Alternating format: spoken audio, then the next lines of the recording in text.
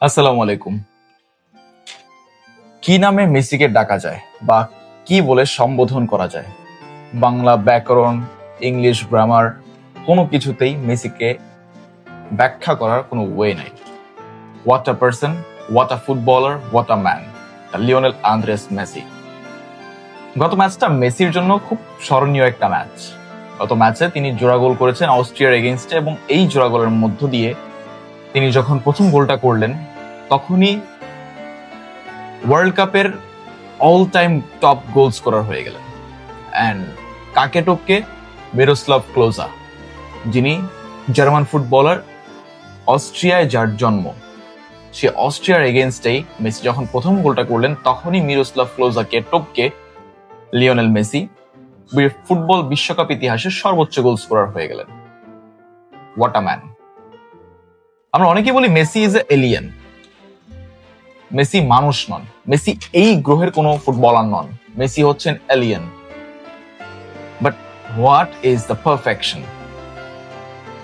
Messi যখন অস্ট্রিয়ার এগেনস্টে পেনাল্টিটা মিস করলেন, মেসি তখন বুঝিয়ে দিলেন আমিও মানুষ, রক্তে মাংসে গড়া আমিও মানুষ। আচ্ছা, আপনাদের কাছে বিষয়টা অদ্ভুত লাগে না? মানে ওয়ান কাইন্ড অফ সিনেমার মতো লাগে না?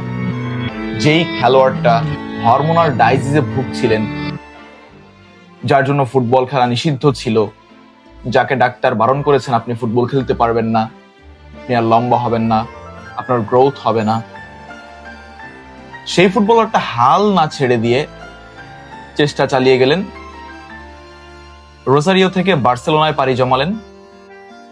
বার্সেলোনার একাডেমি থেকে, লা মাসিয়া থেকে বার্সেলোনার সিনিয়র টিম, এর আগে বি টিম, তারপর সিনিয়র টিম, এরপর আর্জেন্টিনার হয়ে অভিষেক, বার্সার হয়ে রাজত্ব, বার্সার হয়ে অল টাইম টপ স্কোরার, বার্সার লিভিং লেজেন্ড, ইন্টার মায়ামির লিভিং লেজেন্ড, আর্জেন্টিনার লিভিং লেজেন্ড, কত তকমা, কত কি, কত কিছু। সেই সাথে 2014, 15, 16 তিনটা মেজর ফাইনালে ট্রফি হারার একটা তিক্ত স্বাদ তো রয়েছে। মেসি সবকিছুর সম্মুখীন হয়েছে। একজন হরমোনাল ডাইজিজে আক্রান্ত একজন ফুটবলার, তিনি কিনা এই মুহূর্তে বিশ্বকাপের লিডিং টপ স্কোরার। এই কথাটা যদি আমি আরো 12 বছর আগে বলতাম যে মেসি কোন এক সময় সর্বকালের সর্বোচ্চ গোল স্কোরার হবে বিশ্বকাপ ফুটবল ইতিহাসে, তাহলে লোকে আমাকে পাগল বলে উপহাস করতো, মন্দ বলতো। বাট এখন মেসি বন্দনায় এতটাই পাগল পুরো পৃথিবী, জাস্ট একটাই কথা, কি নামে ডেকে বলবো তোমাকে, মন্দ করেছে আমাকে ওই দুটি চোখে। Messi is the genuine poet and his football is a poetry. মেসির পোয়েট্রি দেখার সৌভাগ্য আমাদের হয়েছে। আমরা মেসির এরায় জন্ম নিয়েছিলাম, আমরা মেসির অওরা দেখেছি, মেসির অওরা লেভেলিংটা আমরা দেখেছি।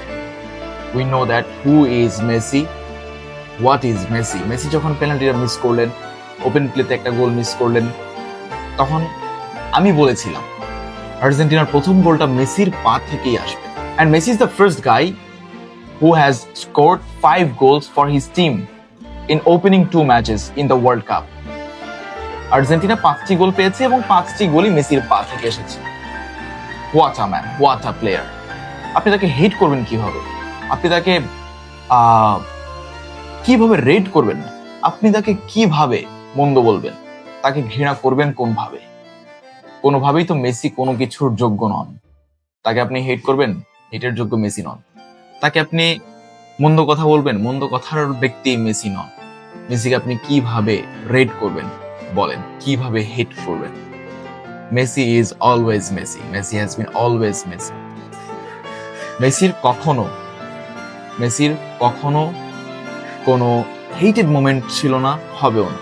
হ্যাঁ, হয়তো একটা কর্মকাণ্ড, ওই যে বললাম যে মেসি যখন প্রথম পেনাল্টিটা মিস করেছেন তখনই মেসি বুঝিয়ে দিয়েছেন যে আমিও একজন রক্তে মাংসে গড়া মানুষ, আমার মতো একজন হরমোনাল ডাইজিস আক্রান্ত ব্যক্তি এখন ওয়ার্ল্ড কাপের লিডিং টপ স্কোরার, ওয়ার্ল্ড কাপের এবং ওয়ার্ল্ড কাপ হিস্ট্রির।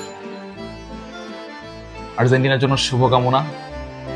মেসির ফেয়ারওয়েলটা খুব ভালোভাবে হোক, আমরা সবাই চাই।